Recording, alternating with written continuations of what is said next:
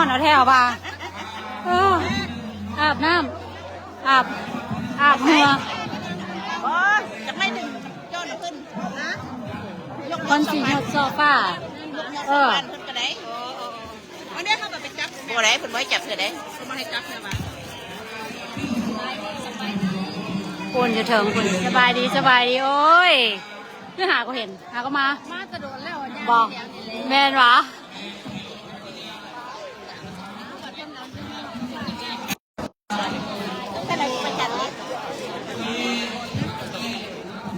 ไปมันอยู่เร็วเลยดิย้ายยังไม่ได้ขึ้นมาเลยอย่างไรยังไม่เร็วกันนะเฮ้ยยังขนาดนั้นอ้าวเป็นอย่างว่าเร็วเธอเนี่ยเป็นเร็ว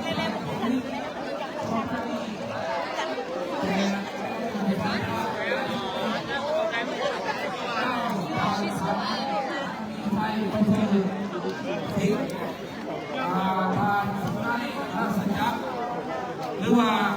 แนวทางซีไข่เอามาเด็กเข็นสัตว์ตัวงานตามนี้เลยเนาะและการครอบครัวผ่านยุ่งองค์ประเสริฐและการแม่ต้นหมอนเทวันสามปากนังและการนั่งใจสอนยุ่งพวกไม่เรื่องปากนังไอ้ปากนังแก้ตามสิ่งที่ทางพี่สุเรนที่มาสอน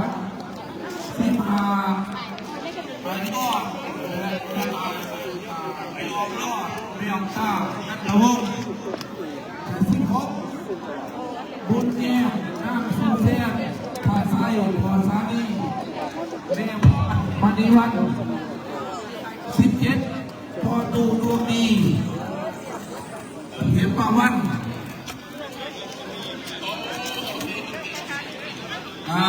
18ลูกสาลีแม่ป่าอุณาอ่อนข้ามรอบแต่ว่าอันนี้รายชื่อเจ้าภาพเนาะยอดพระบิดนอนก่อนจะตกขึ้นเนาะอาจารย์ในการรายนามให้ต้นยาโยมพ่อข้าวเนาะแต่ว่าสิจัดรายการเพราะว่ามันมีหลายยอดโซฟาเพื่อเสียวขึ้นไปเทิงอะไรนี่เกตยอดก็มีแต่หายอด12เจ้าภาพตัวยอดเนาะ12เจ้าภาพตัวยอดไม่ครับเอายอดโซฟาเอายอดเบื้องขวาขึ้นก้อนเด้อเอายอดเบื้องขวาขึ้นก้อนก็เป็นยอดที่2เนาะสำหรับยอดที่1ในใหม่ครับมันจะได้เป็นยอดเอกยอดที่1เป็นยอดเอกและยอดที่1เด้อเอาสิดาวยอดเบื้องขวาอีกขึ้นก้อนเนาะเบื้องยอดเบื้องขวาของยอดเอกก็ยอดกลางความหมายเด้อเบื้องขวาเด้อถ้าจากคำยากเนาะเข้าใจเอาเดี๋ยวนี้ออกต้นญาติโยมหมายเข้ามาจะได้เตรียมแล้วเดี๋ยวนี้นะหมายเข้ามาให้ญาติโยมผู้ใดที่มาจากป้อนถุงยามขอเสิร์ฟได้ไม่ออกเด้อเอาเปิดโอกาสให้ป้อนถุงยามยอดโซฟายอดที่1เบื้องขวาเอาคำมาก่อนเอาขอเสิร์ฟระมัดระวังเด้อบัดเมื่อจะสู้ลืมบัดไปใส่น้ำมันรถกลับบ้านเด้อบัดกลับเด้ออย่าเริ่มได้ลายงานลายยากได้ถือว่าเป็นธรรมดายังจะได้ใส่บาตรของงามครูบาอาจารย์อีกเด้อเอาใส่ยืดใส่ละยอดอันนั้นของงามยืดใส่ของงามเด้ใส่ละบาตรเรายกหันเอาขอเส้นไปก้อนนะก้อนนะเอาขอเส้นขอเส้นก้อนของงาม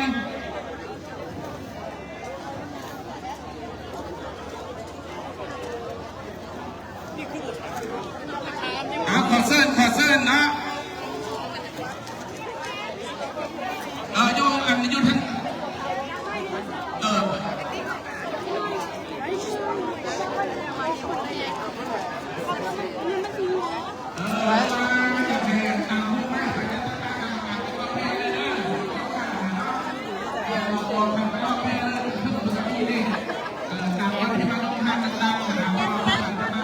ฮ้อนได้ยังบ่แล้ววะปอนแล้ววะอ๋อยังบ่ได้ปอนคนร้ายหลายยังบ่ได้ปอนเถอะเอายอดนี่เขาเรียกว่าเป็นยอด เบื้องขวาตัวนี้เนาะยอดเบื้องขวาถึงก้อนขอเส้นพอไม่ออกก็ห้าวเนาะขอเส้นเนาะแล้วให้ก้อนถงก้อนจะได้ถงก้อนจะได้ถงส่วนเรื่องยอดโซฟาหมายก็จะแทกกับซาหรือซาเป็นซาอย่างเดียวก้อนทำไมต้องสร้างอย่างนั้นก็สร้างอีกคำสร้างตัวนั้นเนาะตัวนี้เขาจะเล่าเรื่องงานที่สังกรเรื่องก้อนไทยก้อนถุงสังกรออกตัวนี้เขาเนาะขอเส้นมาวัดระบอดต่างกันเดินวัดระบอดห้องไม้ห้องต่อมาเด้อขอเส้นเนาะสำหรับยอดโซฟายอดเบื้องหัวหมายถ้ามาออกตัวนี้ย่อมเพื่อที่ว่าจะข้ามเขียนเด้ออาจารย์จะได้เป็นเทคนิคนึงใช่ไหมนี่ใช่ไหมถามว่ายอดนี่ยังย่อมเพื่อที่ว่าจะเป็นเจ้าภาพการสร้างตัวนี้ขอเสนอขึ้นแล้วก็ลดค่าอาจารย์การแสดงซื้อน้ำสกุลและกระป๋องจะได้ถูกกันเนาะเพราะว่าเขาจะใส่ทั้งยอดโซฟาตัวนั้นไม่ออกเลยเรื่องตัวนี้เนาะมาหมายเนาะในการขอเซิร์นพอไม่ออกมาเอาเด้อนี่สำหรับยอดที่2กับมาเมนมาไม่ยอดทำมิตรได้นี่เนาะขอเซิร์นเนาะก่อนแล้วอ่ะดิซิม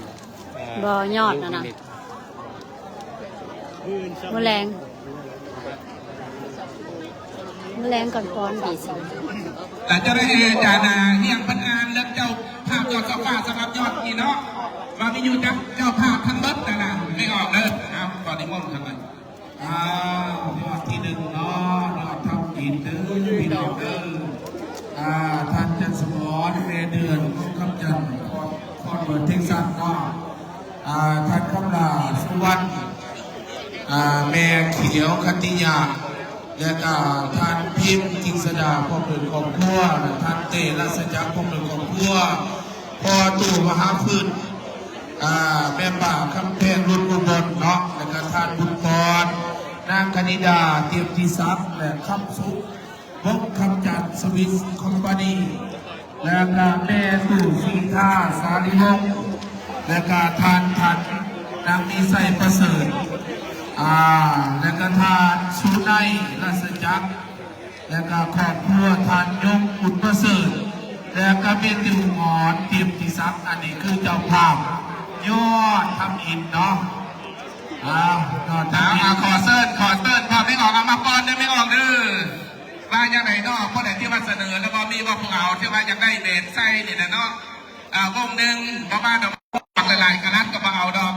เพราะเป็นพิธีเสื้อมียังบอกคนที่วัดสิทธาเราไม่ออกเลยมีบอยกน้ำกระเป๋านะกระเป๋าเค้กกระเป๋าลุยที่เราไม่ได้ใส่นะเนาะเรียกว่ากระเป๋าเค้กกันได้เนาะอีกตามที่เขาจะพลาดเด้อพ่อไม่ออกมาเด้อดีที่สุดขอสั้นๆเนี่ยพ่อเพื่อเราไปจะได้ไปเป็นพิธีรีตองสำหรับเป็นในการในน้องบ้านนาเซียมาขายได้มาสั้นๆความหมายเด้อไปไหว้เพิ่งเลยตลอดเลยมาสั้นๆพอไม่ออกก็เอาเนาะในการขอเซิร์นพอในที่ว่ายิ่งใหญ่ใส่สักผ้าเด้ออย่างภาคมาสั้นๆนอกจะเสนอมาจากเช่นประกาศไทยพอไม่ออกก็เอาเนาะเอามาใส่เบิร์ดระบอบอันนี้นะเบิร์ดระบอบเอาขอเซิร์นเนาะพอไม่ออกก็เอาเด้อจับใส่เทิงเด้อให้จับใส่ทั้งมุมเด้อเวลาดึงยอดโซฟาเด้อจับพอได้แม่เด้อให้เด้งให้ดึงใส่เทิงเด้อมาแล้วเด้อปักครูบาอาจารย์หรือว่าเพิ่นสูตรไสยันโตเพิ่นสร้างมาเดิมจะค่อยดึงเด้อค่อยๆได้บ่แม่นสิบ้าอยากก็เฮาดึงน้ำขึ้นจากสางบ่แม่นได้เนาะระมัดระวังตัวนี้ก็ต้องค่อยๆดึงยอดโซฟาเนาะเพิ่นว่าไม่ต้องให้จับซื่อๆว่าจับเพิ่นมาจับแล้วบ่ให้ดึงประมาณจะให้จับแล้วล่ะจับใส่ทั้งเทิงนั่นนะเนาะเห็นบ่าใส่ตัวทั้งเทิงให้จับซื้อเอามือจับไปแล้วนะบ่ให้ดึงดอกบ่ให้ดึงแล้วก็บ่ให้จับสายลุ่มแล้วบ่ให้แตกต้องหรือสายลุ่มมานะสายลุ่มในหมายเพราะว่ามันบ่ให้ดึงสายลุ่มมานะพระจีนั่งชักเองของเพิ่นก็ตัวนั้นนั่งชักเพิ่นชักได้เด้อนั่งพระจีพันคอไม่ได้ที่พระจีดึงกันเนาะแล้วก็ระวัง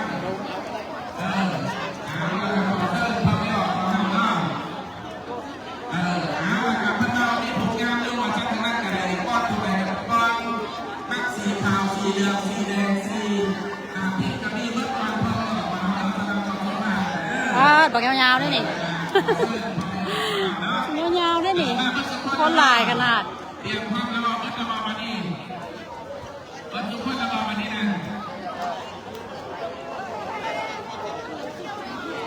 เพิ่งมึงเด้อพี่น้องผมยา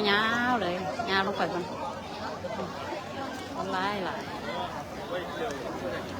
ยาวลงไปมันเกือบฮอดอันห่านลำบง อาจจะได้สามคนหรอตัวเย็นสุดพอไม่ออกตัวที่ว่าอยากยับเอาสายของคุณมันใช้ตัวสายทั้งทึ่งทั้งซ้ายพอได้เห็นกันจับเอง ถ้าเบิ่งเพื่อนนั่นเอายอดโซฟาขึ้นเถิงๆบนเด้อนี่เพิ่นสิเอาขึ้นไปเถิงนั่นล่ะมีคนได้อยู่เถิงยอด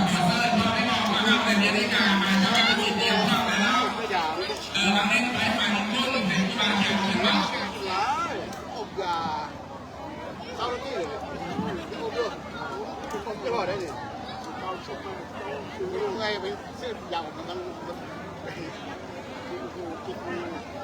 เขาแน่นี่แคนเซอร์เลยหรือเปล่าไม่ได้ซื้อ โอเคแล้วมาดีพอเนาะเตรียมห้องระบายเตรียมห้องระบายเตรียมห้องระบายแม่แซนเตรียมห้องระบายเตรียมห้องระบายมาดีนะ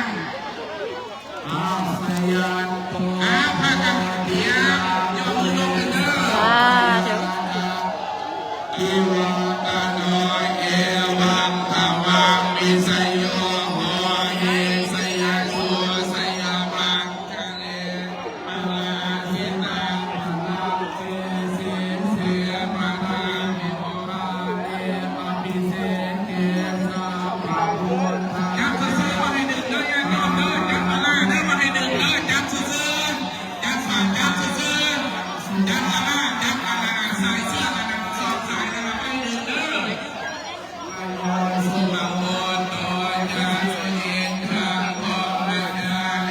สุมาทากิรังกายกรรมังมาจากรรมังปะทากิรังปะทากินังมโนกัมมังปะเอพิเตปะทากินังปะทากินังมิโนทวานะปะทาเตอาทากิ ขึ้นไปแล้วสาธุ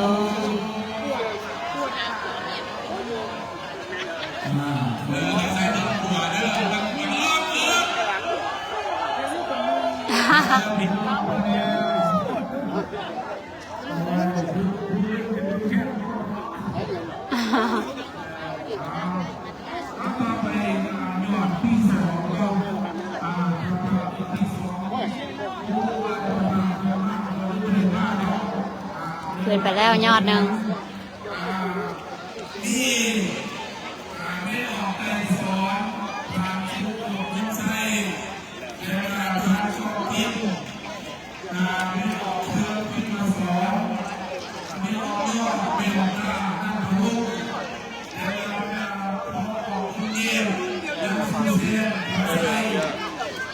ไปแล้วยอดหนึ่ง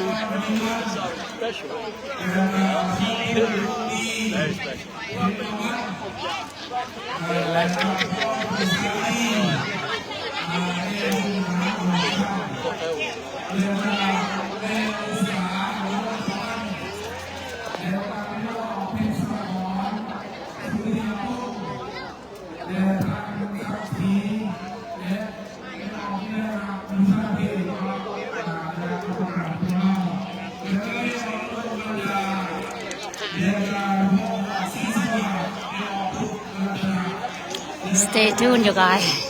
มันยาวโพดเฮ็ดสั้น